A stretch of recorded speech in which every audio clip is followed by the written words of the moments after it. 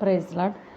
మరి బంగారం కంటే మంచిగా ఉండేవి, ముత్యాల కంటే బంగారం కంటే మేలిమి బంగారం అంటే ఎల్లో కలర్లో మంచి దగదగలాడుతూ ఉంటుంది కదా. మరి తేనె ఎంత మధురంగా ఉంటుంది. తేనె అన్ని స్వీట్స్లోనూ ఇప్పుడు తేనె వేస్తున్నారు. మరి ఎంత మధురంగా ఉంటుంది ఆ తేనె. మరి కీర్తనలు 19:10 ఉంది చూడండి. దేవుని మాటలు ఎలా ఉంటాయంటే, అవి బంగారం కంటే విస్తారమైన మేలిమి, బంగారు కంటే కోరదగినవి, తేనె కంటే నువ్వు జుంటె తేనె దారల కంటను మధురమైనవి. ఏంటవి? స్వీట్సా? తేనెనా? మరి బంగారమా? బంగారం కంటే దగదగలాడే యొక్క దేవుని మాట ఎలాంటిది? బంగారం కంటే దగదగలాడే.